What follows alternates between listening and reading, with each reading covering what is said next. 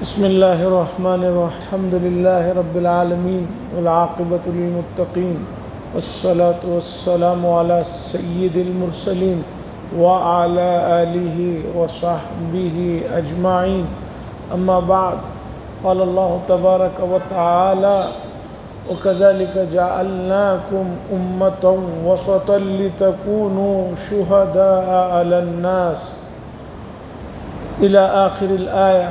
وقال صلى الله عليه وسلم يطلع الله تعالى في ليلة النصف من شعبان فيغفر لمن يشاء إلا لمشاح أو كما قال صلى الله عليه وسلم.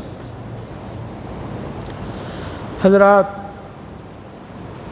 مہینے کی آخری اتوار ہے اور آخری اتوار میں حالات حاضرہ کو پیش نظر رکھتے ہوئے کسی موضوع پر گفتگو ہوتی ہے، اور اس مہینے کی یہ جو آخری مجلس ہے اس اعتبار سے اہم ہے کہ اسلامی کیلنڈر کا جو مہینہ ہے وہ شعبان المعظم کا مہینہ ہے، اور بہت جلد اس مہینے میں ایک رات آ رہی ہے جو 7 مارچ بروز منگل، یا یوں کہیے کہ منگل اور چاشمبے کی جو شب ہے، مڈ نائٹ جو ہے، وہ شعبان کی 15ویں تاریخ کہلاتی ہے. تو شعبان کی اس تاریخ اور پورے شعبان کے مہینے سے متعلق امت میں افراط تفریط کا معاملہ ہے. افراط تفریط کا مطلب یہ ہے کہ کچھ لوگ تو ہیں جو اس رات کا انکار کرتے ہیں کہ یہ کوئی رات نہیں ہے، اور اس رات کے سلسلے میں کوئی بھی چیز حدیثوں میں نہیں آئی ہے، یہ ایک سرے پر ہے. اور کچھ لوگ اس رات کو مانتے تو ہیں لیکن اس کا جو درجہ ہے اس درجے سے بہت آگے بڑھا دیا ہے، اور جو کام نارمل راتوں میں بھی کرنا منع ہے وہ کام بھی اس رات میں کرنے کو ضروری سمجھتے ہیں. تو وہ لوگ ایک سرے پر ہیں. تو افراط تفریط کوئی اس طرف آگے نکل گیا ہے، کوئی اس طرف آگے نکل گیا ہے. اس لیے میں نے مناسب سمجھا کہ قرآن کی ایک ایسی آیت جس میں اس امت کی اللہ نے ایک خاص فضیلت بتلائی، اور وہ یہ ہے کہ یہ جو امت ہے امت وسط ہے، درمیانی امت ہے. اعتدال، کسی بھی معاملے میں اعتدال کی جو راہ ہے، درمیان کی جو راہ ہے، ویسی راہ کو اپنانے کی فضیلت اللہ نے بیان فرمائی. تو ہمیں بھی درمیانی جو راہ ہے، اعتدال کا جو راستہ ہے، اسے اپنانے کی ضرورت ہے. اور ایک حدیث کا ٹکڑا بھی پڑھا، اس حدیث کے بارے میں بھی کچھ گفتگو کرنا ہے. عزیزان گرامی،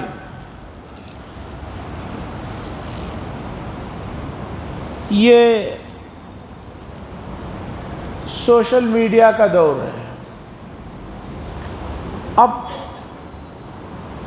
کوئی بات سننا چاہے نہ چاہے، لیکن لوگ بعض باتوں کو اس بڑے پیمانے پر پھیلاتے ہیں، اتنی بار ایک چیز نظر سے گزارتے ہیں کہ آدمی کو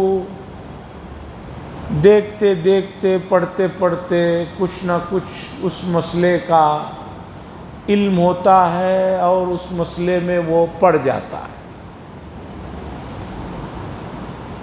میں دیکھتا ہوں شعبان کے موقع پر، اسی طرح اور دوسرے موقعوں پر سوشل میڈیا پہ ایک گروپ ہے جو چلاتا ہے، اور وہ چلاتا ہے شعبان کے انکار کی چیزوں کو چلاتا ہے۔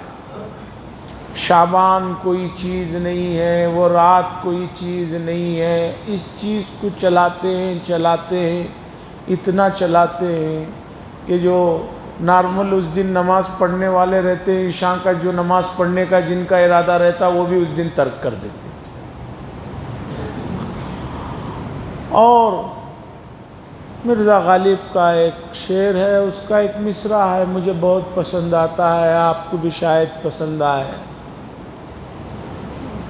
مرزا غالب نے کہا ہے دلی شہر کے بارے میں، وہاں کے لوگوں کے بارے میں کہا تھا اس زمانے میں 100-125 سال پہلے، گدھوں کی کیا کمی ہے غالب، ایک ڈھونڈو 1000 مل جاتے۔ گدھوں کی کیا کمی ہے غالب، ایک ڈھونڈو 1000 مل جاتے۔ تو علمی اعتبار سے امت کا، خاص طور پر دینی علمی اعتبار سے خاص طور پر امت کا یہی حال ہے۔ ہر آدمی کو ایک بات بتاتا ہے اور کہتا ہے میں ایسا سنیا ہوں۔ بھئی کہاں سنے آپ؟ وہ جگہ ہمیں بھی بتائیے، ہم بھی جا کر میں وہاں کھڑے ہو کر سن لوں وہ بات۔ نہیں، ایسا لوگاں بولتے ہیں۔ بھئی کون بولتے ہیں؟ آپ کو کس نے بولا وہ بتائیے تاکہ اس سے معلوم کریں۔ نہیں میں سنیا، کہاں سنے؟ فرشتے نے آ کر سنایا آپ کو اسپیشل؟ نہیں۔ ایسی بہت سی چیزیں ہیں جو امت میں رائج ہیں، اور اللہ معاف فرمائے بہت سے لوگ اس چیز کا میرے سے شکوہ بھی کرتے ہیں کہ بعض معاملات میں میں سختی کرتا ہوں، ایسا کہتے ہیں لوگ۔ کیوں؟ اس لیے کہ بعض لوگ آ کر مجھ سے مسئلہ پوچھتے ہیں تو مجھے معلوم ہو جاتا ہے وہ مسئلہ پوچھ نہیں رہے ہیں، مجھے مسئلہ بتا رہے ہیں۔ لوگ مسئلہ پوچھتے نہیں ہیں، بتاتے ہیں۔ میں ان سے یہی پوچھتا ہوں کہ بھی آپ مجھ سے مسئلہ پوچھ رہے ہیں یا مسئلہ بتا رہے ہیں؟ اگر پوچھ رہے ہیں تو یہ پوچھنے کا طریقہ نہیں، اور اگر آپ بتا رہے ہیں تو میں نے تو آپ سے پوچھا نہیں کہ آپ مجھے کوئی مسئلہ بتائیے، میں تو آپ کے پاس نہیں آیا ہوں، آپ میرے پاس آئے ہیں تو شریعت کا مسئلہ پوچھئے، بتائیے مت۔ آپ کو کیا معلوم ہے اسے مت بتائیے، اس طرح کر دیجئے یہ بھی مت کہیے، آپ پوچھئے میں بتاتا ہوں۔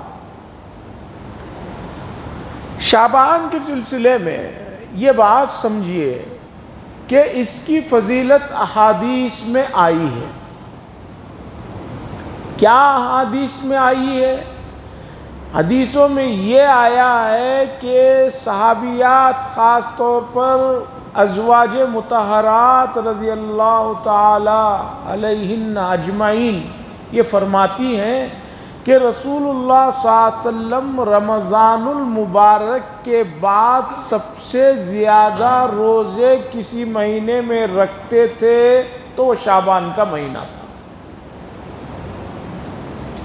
یہ روایت ہے، یہ درجے کی روایت ہے، بے پر کی یا بے صفحے کی نہیں ہانک رہا ہوں، صفحے کی اور پر کی ہانک رہا ہوں۔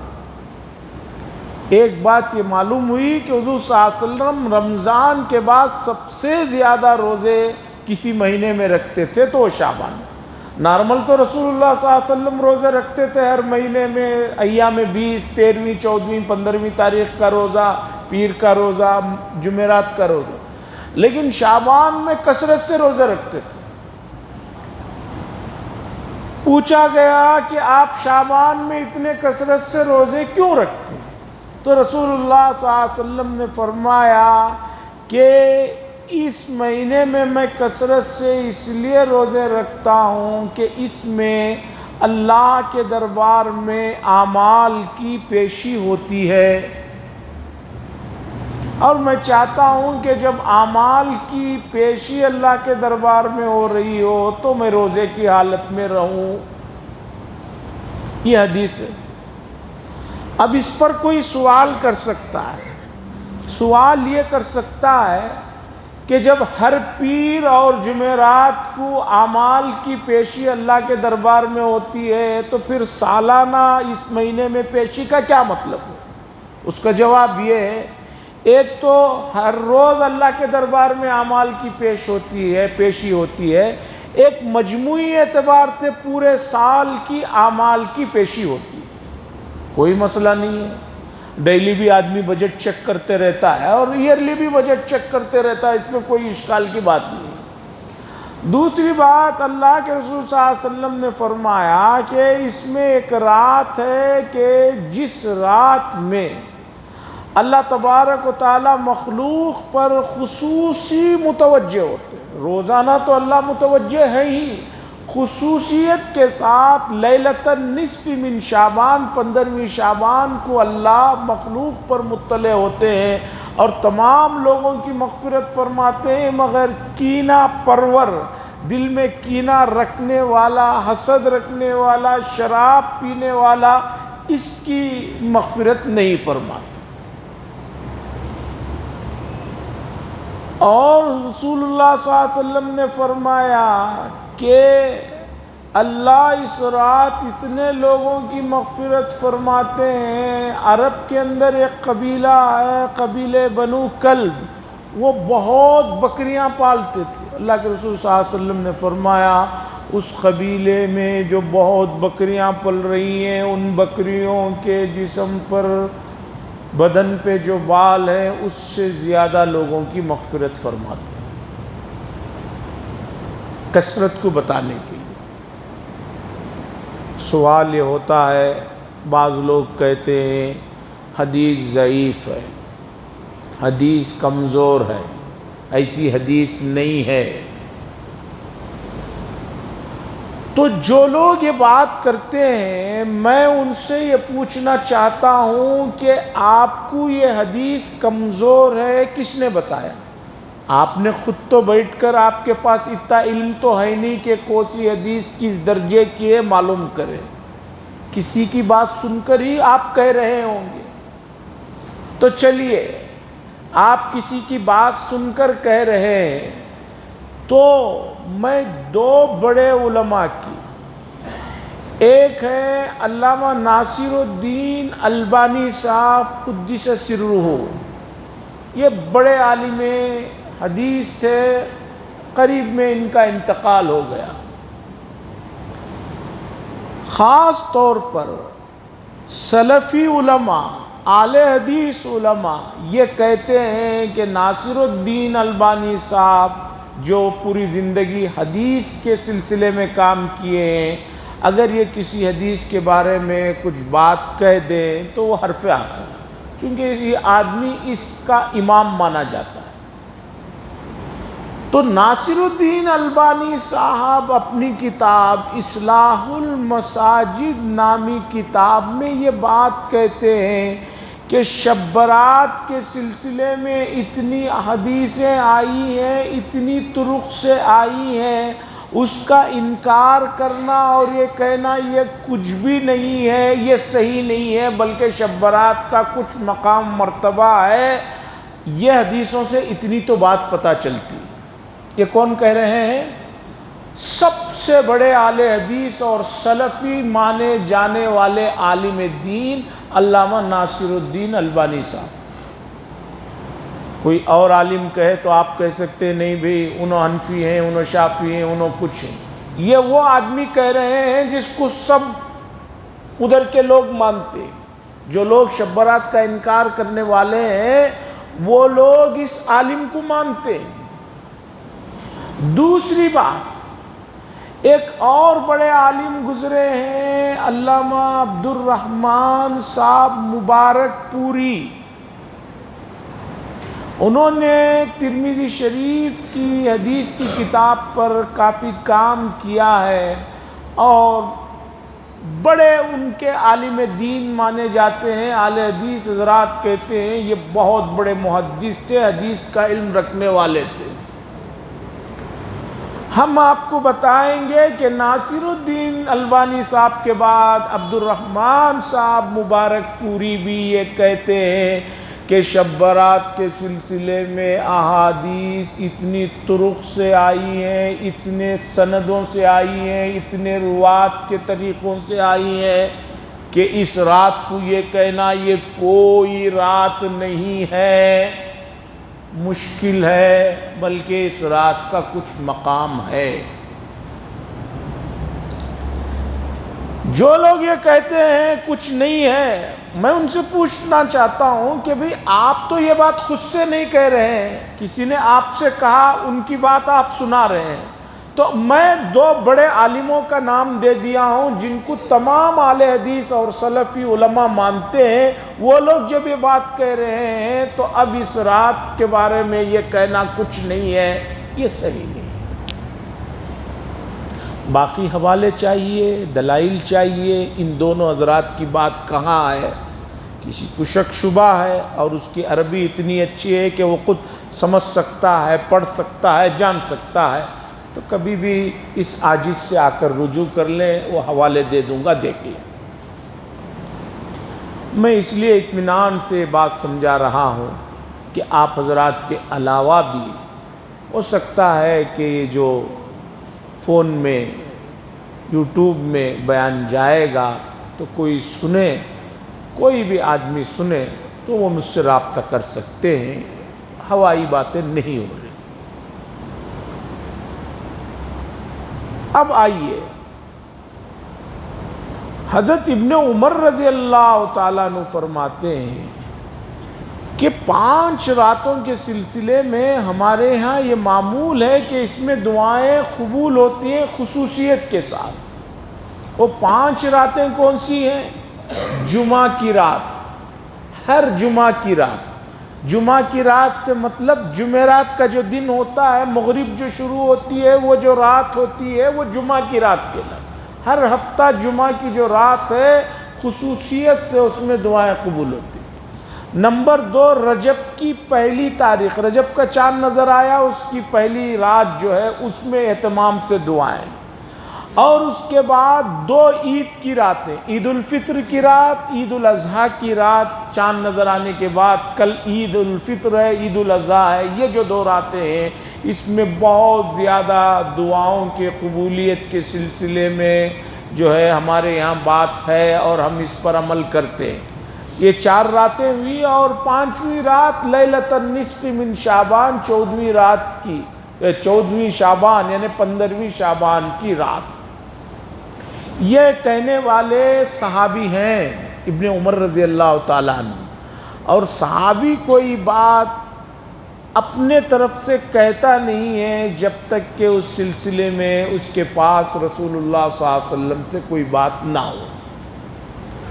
اس کے بعد امام شافعی رحمۃ اللہ علیہ جو بہت بڑے محدث ہیں، بڑے آدمی ہیں، انہوں نے بھی یہ کہا ہے کہ 5 راتوں میں دعاؤں کے قبولیت کے سلسلے میں بات ہے، اور انہوں نے یہ کہا کہ ہمارے یہاں ان راتوں میں خصوصی دعاؤں کا اہتمام کرنے کا ذکر ملتا ہے، اور اس طرح کا ماحول ہے۔ وہ یہ بتا رہے ہیں کہ ان کے زمانے میں چلتا تھا، تو یہ بھی اس بات کی علامت ہے کہ ان 5 راتوں میں یہ شعبان کی جو رات ہے اس کا کوئی مقام ہے۔ وقت کو دیکھتے ہوئے اب اس موضوع کو یہاں رکھ کر دوسرا موضوع، جو لوگ اس رات میں یہ سمجھتے ہیں کہ یہ رات سب سے بڑی رات ہے، اس کے علاوہ اور راتوں کا، دنوں کا جو اہتمام نہیں کرتے، وہ بھی صحیح نہیں۔ اور دوسرا، اس رات میں لوگ اسپیشل طور پر یہ سوچتے ہیں کہ یہ رات بہت اچھی ہے، اور گاؤں دیہاتوں میں آج بھی ایسی راتوں میں پٹاخے اڑاتے ہیں۔ بھی پٹاخے جب نارمل دنوں میں بھی اڑانا حرام ہے، غیروں سے مشابہت ہے، پیسوں کا ضیاع ہے، لوگوں کو تکلیف ہے، تو اس قیمتی رات میں اڑانا وہ تو اور حرام ہے۔ نمبر 2، اس رات میں لوگ بہت ہی شدت اور اہتمام کے ساتھ قبرستانوں کو جاتے ہیں، اور اس رات کو جانا ضروری درجے میں جو سمجھتے ہیں وہ بھی ٹھیک نہیں ہے۔ خاص طور پر اس رات میں قبرستانوں میں وہ لائٹنگیں ہوتی ہیں، وہ پھولیں چڑھ رہے ہیں اور وہ یہ ہو رہے ہیں، خدا کی پناہ لمان الحفیظ۔ بعض جگہ تو پوری لاریاں بھر بھر کے اہتمام سے مسجد سے لوگوں کو لے جاتے ہیں۔ اس درجے میں قبرستان کو جانے کا ثبوت نہیں۔ ایک مرتبہ حضور صلی اللہ علیہ وسلم سے اس رات میں جانا ثابت ہے، آدمی اپنے حساب سے گئے آ گئے۔ اور بہت سے لوگ سمجھتے ہیں کہ اس رات میں کوئی ایک اسپیشل نماز ہے، اس نماز کو پڑھ لیے تو پورے اس سے پہلے ایک سال جو نمازیں قضا کی ہیں وہ سب معاف ہو جائیں گے۔ ایسی کوئی نماز نہیں ہے کہ 2 رکعت آپ نے پڑھی پچھلے سال کے پوری نمازیں معاف ہو گئی، ایسی کوئی نماز نہیں۔ اور بعض جگہ اس رات میں اہتمام سے مستقل جو ہے نمازوں کو ملا کر جماعت کے ساتھ بھی پڑھایا جاتا ہے، وہ بھی صحیح نہیں ہے۔ اور بعض گھروں میں بہت اہتمام سے شب برات سے پہلے گھروں میں اچھی طرح گھروں کو جو ہے پینٹ وغیرہ کیا جاتا ہے، اچھی بات ہے، رمضان آ رہا ہے، سال میں ایک مرتبہ پینٹ کیجئے۔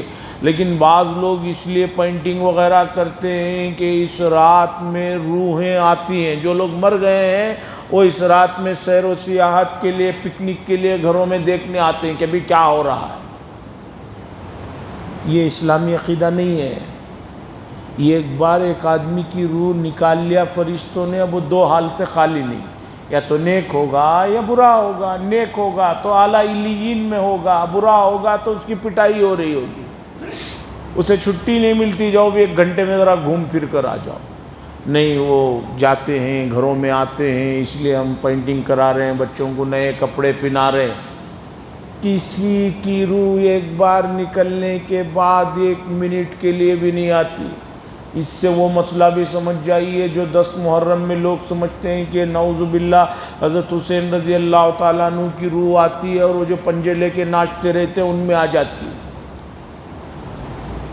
وہ جو لے کے ناچتے رہتے ہیں ان کی حالت ایسی رہتی ہے کہ ان کے سامنے نارمل آدمی بھی چلے گیا، ان کی بدبو سے ویسے ہی مر جاتا ہے۔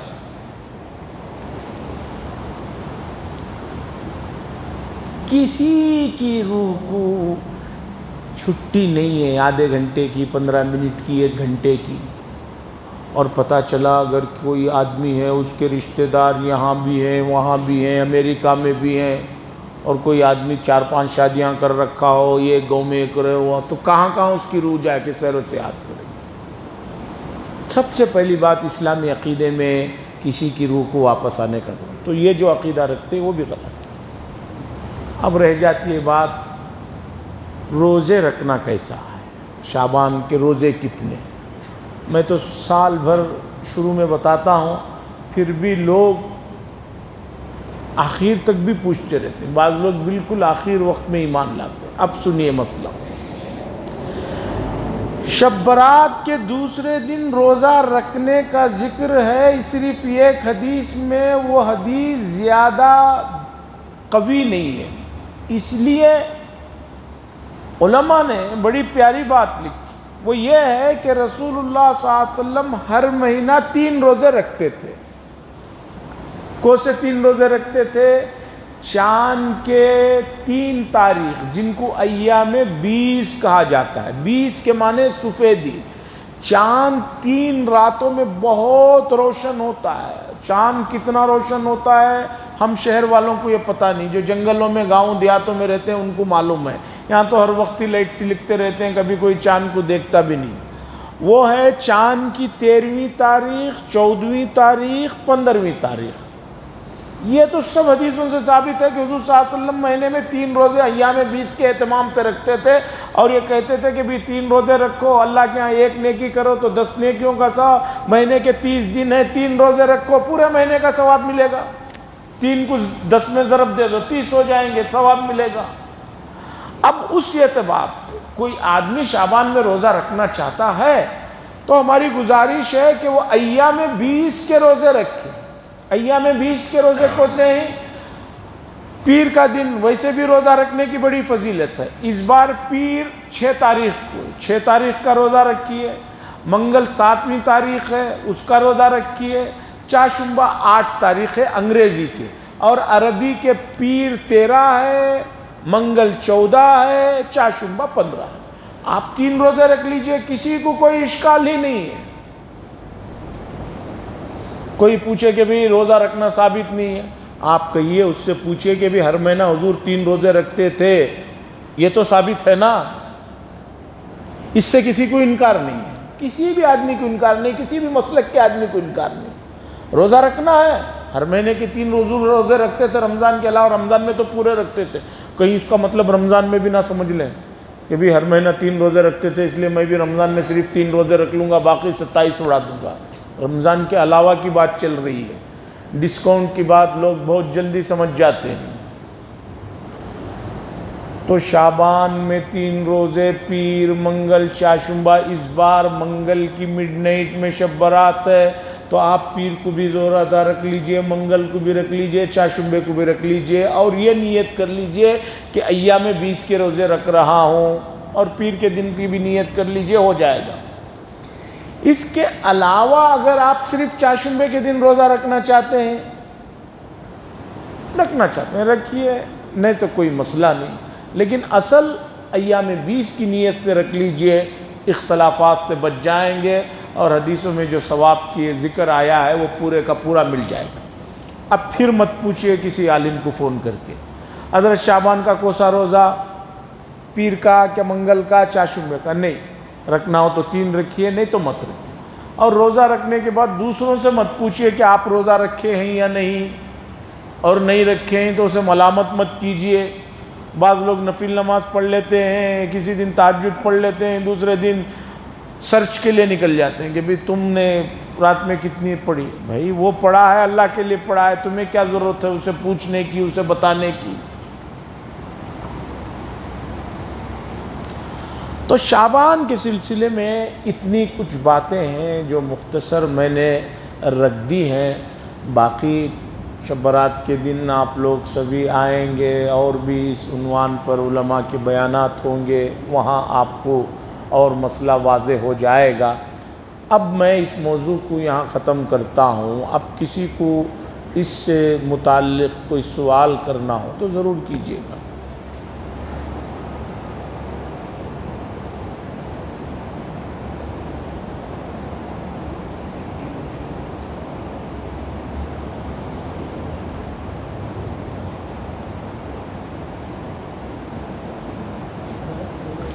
یہ بات شروع ہوتی تھی باہر جا کو ہے نہیں کوئی نہیں، وہ لوگوں سے یہاں کو میرا جو رکھتانے کو میں کیا بھی اس کے آدمی آتے ہیں، یہ بات آتی ہے وہ وہاں سے آتی ہے جی، جو بھی جا کو باہر بگڑ کر جی پورا دھیان لگا جائے، بہت اچھا، بہت وہ بات جی جی وہ ہر ایک کو کنفیوژن کر ہاں پورا نام پورا معلوم پورا معقول بھی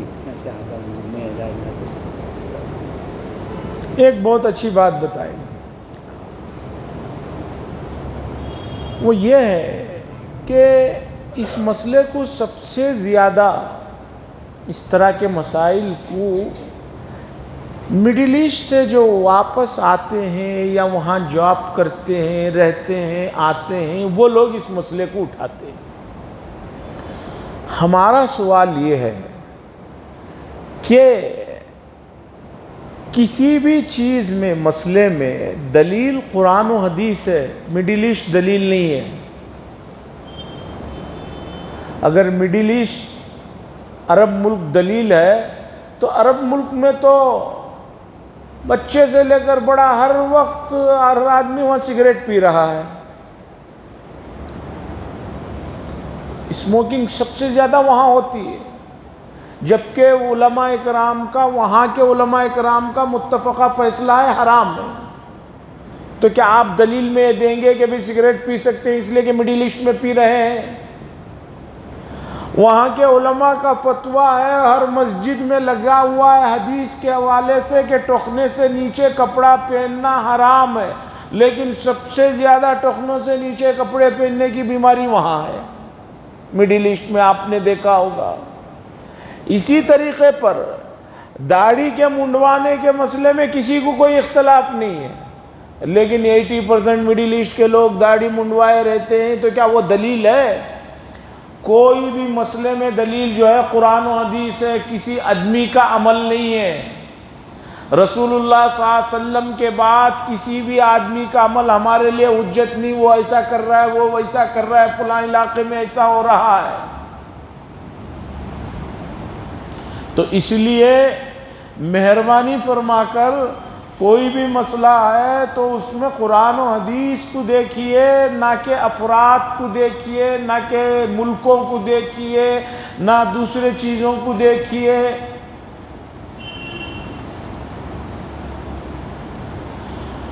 شریعت کے سلسلے میں ویسے ہی لوگ کمزور ہیں، شریعت کے معاملے میں لوگ ویسے ہی کمزور ہیں، اب ایک نیا جو ہے اور کمزور کرنے کے لیے اس طرح کی باتیں چلتے ہیں، لوگ چھوڑ دیتے ہیں۔ تو اس لیے مہربانی فرمائیے دلیل میں کسی بھی قرآن و حدیث کی بات کیجئے، یا قرآن و حدیث کی جو تشریح کر رہے ہیں ان کی بات کیجئے، باقی لوگوں کی بات مت کیجئے۔ اب سعودی عرب کے اندر تازہ اطلاعات ہے، جوئے خانے بھی کھل گئے ہیں، تو کیا آپ اسے بھی کہیں گے کہ وہ بھی درست ہے؟ سینما ہال کھل گئے ہیں، یہ تو آپ نے پڑھا ہی ہوگا، بلکہ یہاں کے بہت سے اداکار جا رہے ہیں، وہ ناچ رہے ہیں، کود رہے ہیں، تو کیا آپ اسے بھی کہیں گے کہ وہ بھی درست ہے؟ یہ سب قیامت کی نشانیاں ہیں۔ اس لیے مہربانی فرما کر آپ تمام حضرات قرآن و حدیث کی چیزوں پر توجہ دیں، اور جو چیز یہ ہے ہم وہ آپ کے سامنے رکھ رہے ہیں، اور آپ سے ایک گزارش یہ ہے کہ آپ ہمیشہ اللہ سے دعا کریں کہ اللہ جو چیزیں حق ہیں اور جو چیزیں صحیح ہیں جو آپ کے نزدیک، اس پر میرے دل کو جو ہے مطمئن فرما، ان کے علاوہ چیزوں کو مجھ سے ختم فرما۔ یہ دعا کیجئے، ہدایت کی دعا کرتے رہیے۔ تو بہرحال شب برات کا اتنا مسئلہ ہے، اور حدیث میں شب برات کا ایک خاص مسئلہ اللہ کے نبی نے یہ بھی بعض حدیثوں میں فرمایا، 15 شعبان کے بعد روزہ نہ رکھو۔ کیوں؟ اس لیے کہ رمضان کی تیاری کرنا ہے۔ اگر 15 شعبان کے بعد روزے رکھو گے تو رمضان میں کمزور پڑ جاؤ گے، اور رمضان کے روزوں کے سلسلے میں یہ بھی بات ذہن میں رکھیے، اس سے پہلے آدمی اپنے ضروریات سے فارغ ہو جائے، اپنا میڈیکل چیک اپ وغیرہ ہے تو وہ بھی چیک کروا لے۔ کسی سال کسی خاص موسم میں کسی موقع پر ڈاکٹر نے کہا ہوگا بھئی کل روزہ آپ مت رکھیے، لوگ اسی کو سند بنا کر پکڑے رہتے ہیں، پوری زندگی روزے چھوڑتے رہتے ہیں۔ اپڈیٹ ہو جائیے، لیٹسٹ ورژن ہونا چاہیے۔ اس سال آپ روزے رکھ سکتے ہیں یا نہیں، کسی بیماری کی وجہ سے آپ تازہ اپنا چیک اپ کرائیے، اور دیندار متدین ڈاکٹر سے جا کر مسلمان سے پوچھئے یہ میری رپورٹ ہے، یہ میرے ساتھ مسائل ہیں، ان مسائل کے ساتھ میں بنگلور میں رہتا ہوں، JHBCS میں رہتا ہوں، مناج نگر میں رہتا ہوں، کیا میں روزہ رکھ سکتا ہوں یا نہیں؟ اگر آپ نے جا کر ڈاکٹر سے یہ کہا کہ یہ تو میری رپورٹ ہے، میں دلی میں رہنے کا پروگرام ہے، میں راجستھان میں رہنے کا پروگرام ہے، تو راجستھان کا روزہ لمبا بھی رہتا ہے، گرمی بھی زیادہ ہے، ہو سکتا ہے کہ ڈاکٹر وہاں کے لیے منع کرے، آپ ضرور بتائیے گا کہ میں اس ٹھنڈے علاقے میں رہتا ہوں۔ اگر دیندار ڈاکٹر نے کہا نہیں آپ کی صحت اس قابل نہیں ہے کہ اس علاقے میں بھی اس رپورٹ کے ساتھ آپ رہ سکتے ہیں، بعد میں رکھ سکتے ہیں، تو اس کا اعتبار ہوگا۔ یہ نہیں ہے کہ 10 سال پہلے کسی ڈاکٹر نے کسی خاص موقع پر، شوگر کا مسئلہ تو ایسا ہے کہ نارمل آدمی بھی 2-4 مٹھے فری میں اڑاتا ہے، تو تھوڑی دیر بعد جا کر چیک کرو اس کی شوگر ہائی لیول دکھاتی ہے۔ 250-300 تک کی شوگر والے روزہ رکھ سکتے ہیں، یہ دیندار ڈاکٹر بتا رہے ہیں۔ ہمارے یہاں کے موسم کے حساب سے 250 تک کی شوگر والے بھی آسانی سے روزہ رکھ سکتے ہیں، یہ ڈاکٹر اجازت دے رہے ہیں۔ اور WHO والوں کی اب تازہ سروے کے مطابق پہلے 140 150 نارمل تھی، اب انہوں نے بھی 10-20 اور بڑھا دیا ہے۔ جب سب کو آ گئی ہے تو انہوں نے کہا بھئی اب 160 نہیں، اب جو ہے 180 تک بھی چل سکتا ہے ناشتے کے بعد۔ بی پی کا بھی انہوں نے آگے بڑھا دیا ہے، پہلے اتنا رکھا تھا، محدود رکھا تھا، اب انہوں نے کہا نہیں بھی اب ہر وقت آدمی ٹینشن میں ہے، خوشی میں بھی ٹینشن میں ہے، غم میں بھی ٹینشن میں ہے، اس لیے بی پی کو بھی انہوں نے 10-20 بڑھا دیا ہے۔ WHO والے کہہ رہے ہیں اب امت تو جو ہے سب سے زیادہ ایمان WHO والے ان کی باتوں پر ہی ایمان لاتی ہے، تو ان کی بات بھی سنا رہا ہوں میں، باقی تحقیق کر لیجئے۔ اللہ سے دعا فرمائے اللہ تبارک و تعالی آنے والی اس شب میں امت کے جو ہے تمام مسائل کے لئے کی جانے والی دعاؤں کو قبول فرمائے اور امت پر آسانیاں اور رحمتوں کے فیصلے فرمائے۔ وآخر دعوانا الحمدللہ رب العالمین، لک الحمد و لک الشکر اللہم صلی علی سیدنا شفیعنا نبینا حبیبنا مولانا محمد بارک وسلم۔ ربنا آتنا فی الدنیا حسنہ وفی الآخرۃ حسنۃ وقنا عذاب النار۔ صلی اللہ تعالی وسلم علی خیر خلقہ محمد وعلی آلہ وصحبہ اجمعین والحمدللہ رب العالمین۔